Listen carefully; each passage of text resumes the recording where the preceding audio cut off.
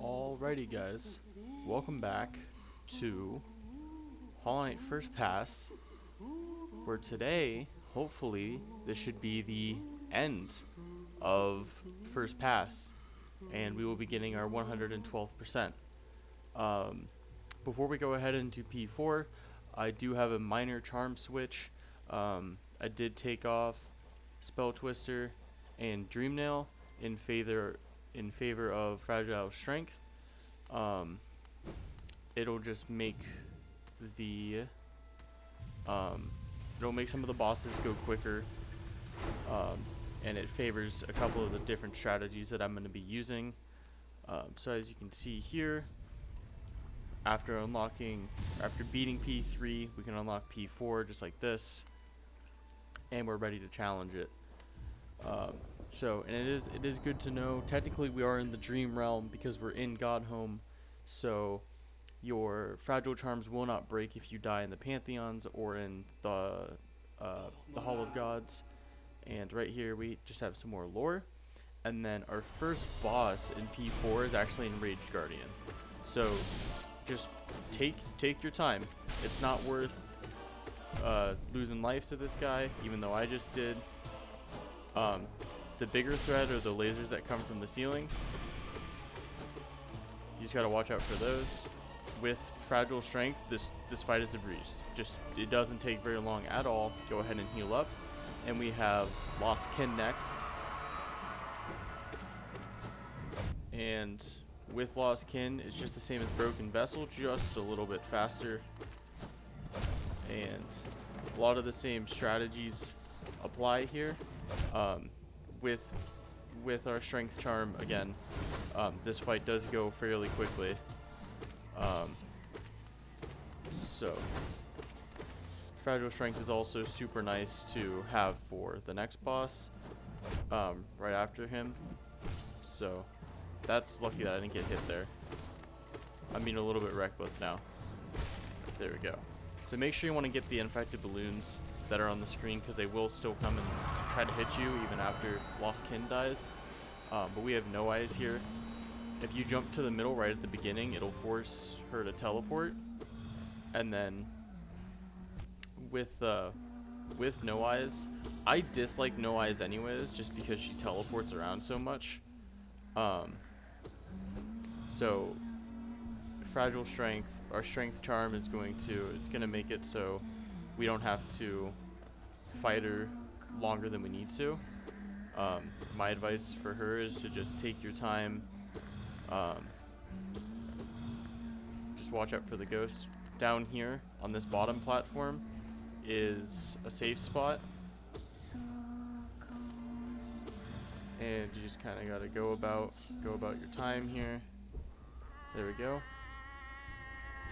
Go ahead and heal up, and we are on to Trader Lord. Trader Lord isn't that difficult of a boss. Just Shadow Dash through him and then walk back towards him. That'll make it so that you don't have to time your Shadow Dash that exactly. If you just walk back as opposed to dashing back. There we go, just like that. And Fragile Strength just makes these fights go really, really fast. So I did put it on instead of Spell Twister. You won't really be using a lot of spells anyways. I feel like if you can get the pattern down for the bosses with just using your nail, you're in pretty good shape. Now we have White Defender. He is our 5th boss, so he is our midpoint. So feel free to use as many spells as you want to try to take this guy down. I'm going to try to juggle him right here. I'm not very good at it, but you can stun lock him in his ball form.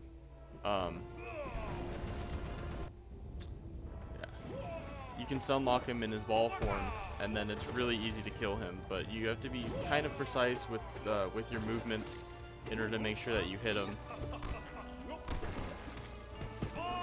And there's his halfway point. Now here, I just kind of like to take it a little bit slow, just walk to where he's going to be. Try not to let him land underneath you. and you can hit him once on the way up and once on the way down. It's not that difficult to do. You just have to be close enough to him.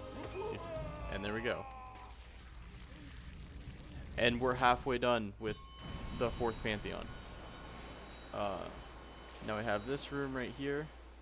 I like the hot spring, so I'm not going to sit on the bench. And we're just going to roll right into it. Now we have Failed Champion. Now, with A, you should be dashing underneath those little hops. So just to make sure he doesn't land on you. And feel free to heal during these parts. They're good opportunities to heal. And still same thing. Go ahead and knock back rocks if you get the opportunity. The easiest way to take care of Failed Champion is to Shade Soul him like 5-6 times with double hits. But I don't think he's... I think that if you just take your time with it, you can get through him pretty easily here. So it only takes 3 hits. Unfortunately, he is up top there, but if he was down here, you can usually Dream Nail him about 2 times before you can't. That would have gotten us to full soul, but that's alright. Now we have Markoth. Markoth can cause a lot of problems, but if you know just how to dodge his attacks, it shouldn't be that difficult. And so we can wait for the Dream Shield. Now we can rush back in here. I'll go a little bit more into detail about dodging his attacks when I do my God Home series. But basically, as soon as you get his second Dream Shield out, you can just chuck, I think it's 3 Shade Souls. Let me get up here to do this last one. Oh, where'd you go? There we go. If they double hit, it's not that many. So Markoth doesn't have to be an issue if you don't want him to be. Watcher Knights. You can Dream Nail early, because we don't have the Dream Wielder Charm. And with Fragile Strength, the Knights go down pretty quickly. So right here, you can start your Dream Nail super early. Sometimes you can get a second one if you time it pretty well. Not all the time you will, but as long as you work on focusing down one knight at a time, it shouldn't be that difficult. I'm actively not taking my own advice, and I'm working on both of them at the same time, but that's alright. And you can always tell when they're going to move upwards in their ball form. They do a little hop right before they start moving. So there's no little hop there. There's a little hop on the left there. Little hop right there. You can tell that he's gonna bounce upwards. And so with the Watcher Knights, because you do have to fight 6 of them, once you get down to the last one, you can take your time and heal. You can normally heal twice per attack. Whoops. And you can sneak in a couple of Dream Nails too if you need. So this is a good time to gather soul. But I'm gonna keep it moving, and we have 2 bosses left, I believe. We're gonna head into Soul Tyrant here. Yep, here we go. And so he's just an annoying boss in general because of the speed at which he teleports. But as long as you play fairly patiently, he shouldn't be too much of a big deal. It is really nice to, if you position yourself at just the perfect height, you can sometimes get 2 interrupted Howling Race in that little spinny attack. but for the most part, just play patiently, and that's kind of that's the deal with the Pantheons. Play patiently, stay calm. So let's go right there.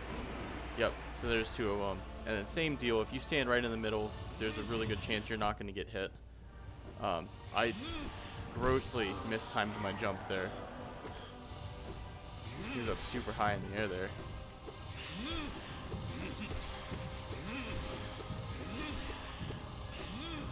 There we go. So you can hit 2 on that dash attack. There we go. So I'm going to heal right here.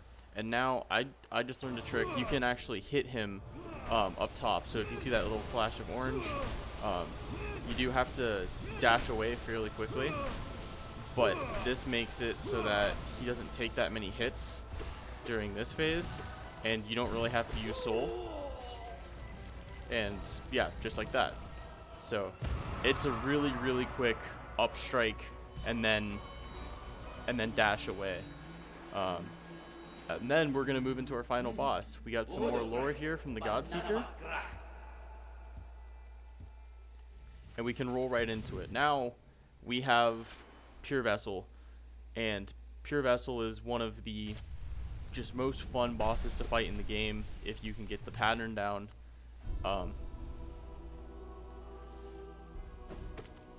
So I like to think of him like Hive Knight, in the way that you don't want to dash unless you have to. So I like to save my dash for that little attack where he throws out a whole bunch of different swords.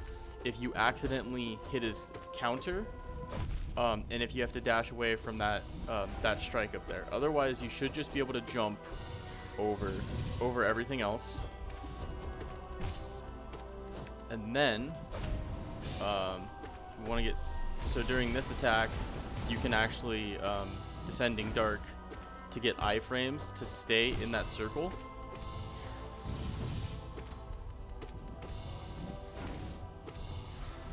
For this attack, you can just come over here and hit him once or twice on the head. Yep, I was too late on that, but that's okay. But there you go. This is why Fragile Strength is pretty good. And it will take just a bit of practice, but as soon as you... Oh, I'm going to stop really quick.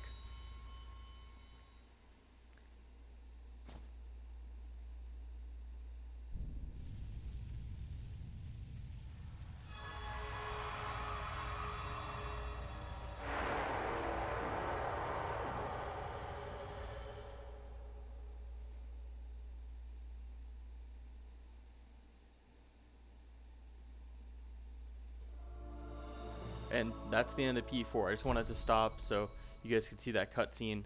11.5 minutes for P4. It's not a bad time. Again, we're not necessarily speedrunners, and then you can walk out just like that. So as I was saying, it will take practice to learn the patterns, and just like I said with Sly, as long as you get to Pure Vessel, you can go to the Hall of Gods and practice him, and that's super helpful. So now we have the Pantheon of Hollow Nest unlocked, and in order to activate it, you want to come over to here. This will raise up. You hit that, and up on the top left there, we got some stuff going on. So we're gonna go and find out what it is. And I wanna show you guys this because when I first got here, I was really confused. So we get this hot spring, and I was like, oh nice, that's that's neat, hidden hot spring and everything. Turns out you actually have to head up to here, and then up this way. This is where P5 is. And as you can see, it doesn't say challenge anymore, it says ascend. So we're gonna have to work on some P5 shenanigans here in a second. But then the last thing that you should do is head down here, hit that, and there's a bench right there. We don't have a map for this area, but that's okay. And that'll drop down this little platform, so you don't have to go up through the hot spring area. You can just come up the side here, and then you can get up to here. And so that is going to be our 112th percent on our profile.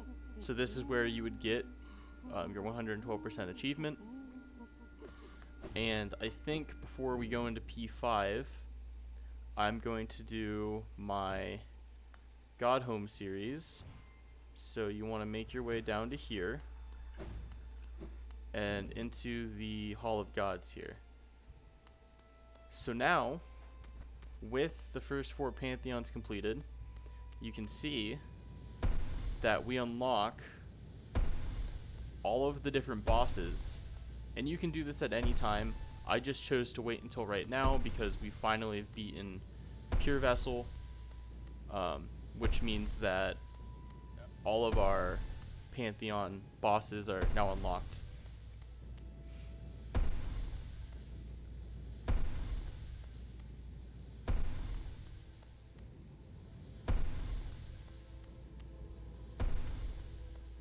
We're almost to the end of the first row here.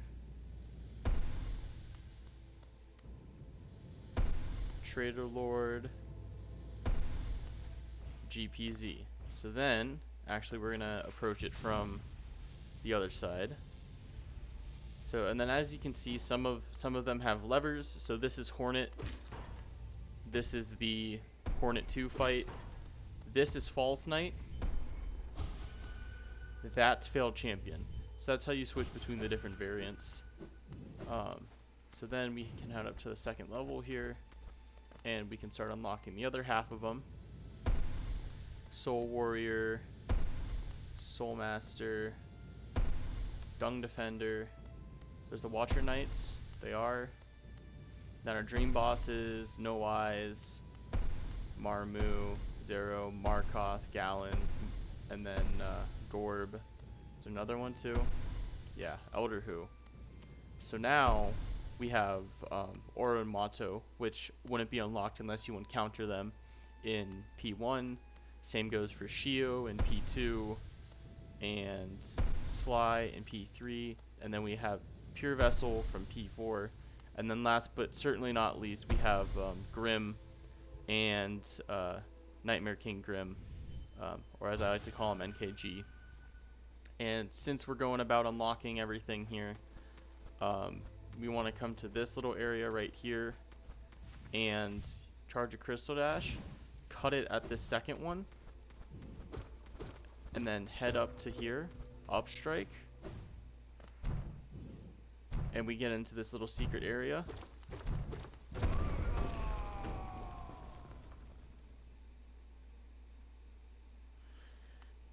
And we can get Zote.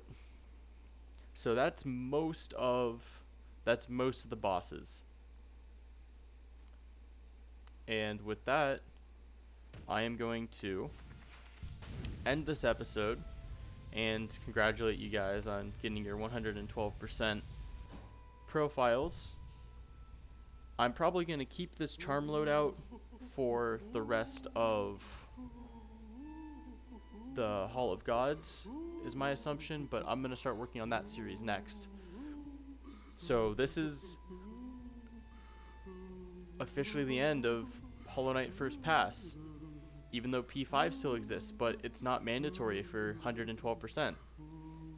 Whenever I get around to doing P5, then I probably will put it into the First Pass playlist.